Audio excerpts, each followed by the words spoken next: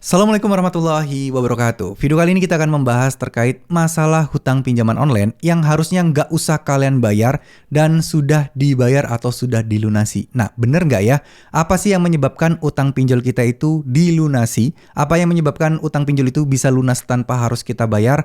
Dan benerkah utang di Akulaku, SPayLater, dan Kredivo bisa otomatis lunas? Yuk kita akan bahas di video kali ini.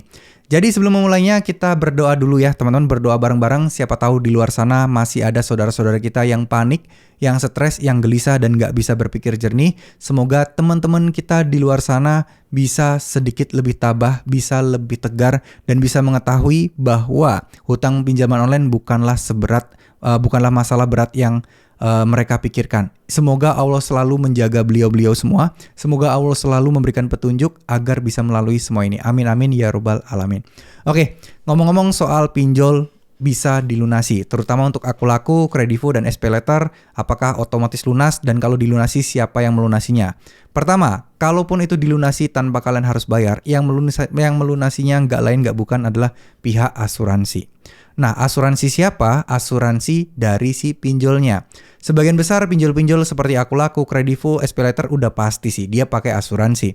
Karena kalau enggak, perusahaannya bisa bangkrut. Kenapa? Karena ya jelas, yang galbe pasti banyak guys. Karena mereka penggunanya banyak.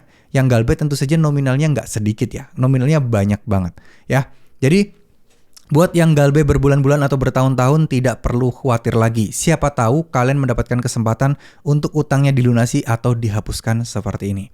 Jadi apa sih yang menyebabkan ini utangnya bisa dihapuskan atau bisa dilunasi? Adalah catatan atau mungkin statistik laporan keuangan dari si pinjol tersebut. Atau bisa juga karena kalian korban penipuan.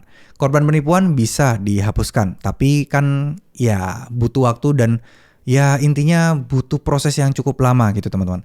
Nah sekarang kita akan membahas terkait masalah yang kita utangnya itu normal-normal aja, namun kita tidak bisa membayar hutang tersebut. Apakah tetap juga bakal bisa otomatis lunas? Apakah utang kita bakal tetap bisa jadi lunas di Slik OJK maupun di aplikasinya? Jawabannya ada kemungkinan bisa. Tapi ini masih sekedar kemungkinan besar. Cuman ya itu tadi, butuh waktu dan proses yang sangat-sangat panjang. Kenapa hal ini butuh proses yang sangat panjang? Tentunya asuransi pun juga nggak bego-bego amat. Mereka nggak mungkin kan serta-merta langsung melunasi hutang-hutang teman-teman. Nggak kayak gitu. Pasti ada kriteria, syarat, dan ketentuan yang berlaku. Misal, yang utang ini lagi sakit keras. Misal, yang utang ini udah meninggal. Misal, yang utang ini nggak ada kabar dan lokasinya nggak terdeteksi di mana. Nah, kalau udah seperti ini, pasti itu mungkin bisa diloloskan. Tapi ada kriteria yang lain, misal kayak contoh. Hanya nominal yang sekian kesekian akan dibayarkan semuanya. Hanya kalau nominal sekian kesekian akan dibayarkan 50%-nya aja. Banyak ketentuan yang bisa kalian ambil di situ ya, teman-teman ya. Cuman gini, kita tidak pernah tahu apakah itu asuransi kriterianya sebenarnya kayak gimana, karena si pihak pinjol nggak mungkin nge-share dan nggak bakal di-share. Kalau di-share bakal orang semua berpikiran, wah mending galbe aja atau pinjolnya juga nggak rugi sebenarnya karena diganti. Nah, bisa jadi seperti itu. Nah, kadang pinjol juga menagih kita secara brutal gitu ya, secara gencar. Cuman ya kita bisa ambil kesimpulan, mungkin siapa tahu pinjol melakukan ini hanya karena untuk mendapatkan klaim asuransinya.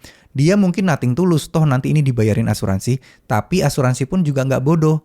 Pinjol harus udah usaha maksimal untuk menagih, tapi kalau belum bisa juga atau belum dapat juga, baru mereka bisa mengeklaim atau mendapatkan ganti ruginya dari asuransinya itu. Ya, jadi sekali lagi, ini tidak untuk semua orang, tapi yakinlah bahwa utang kalian pasti akan lunas. Percayakan saja, terus berdoa, terus ikhtiar, terus sholat malam, sholat tahajud buat yang muslim, minta bantuan untuk dimudahkan rezekinya, minta sama Allah untuk dilancarkan rezekinya, minta sama Allah untuk dibantu untuk melunasi utang-utangnya. Insya Allah pasti akan terwujud ya. Asal hati kalian tulus, hati kalian ikhlas, dan kalian benar-benar niat bebas dari hutang pinjaman online, saya yakin doa kalian pasti akan diijabah. Doa teman-teman pasti akan dikabulkan. Ya, tinggal menunggu waktu aja.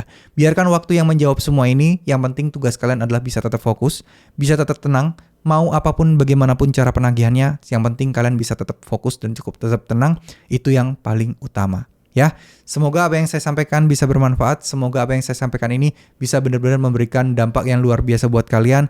Dan yuk tetap semangat, nggak usah mikirin mau auto lunas atau tidak.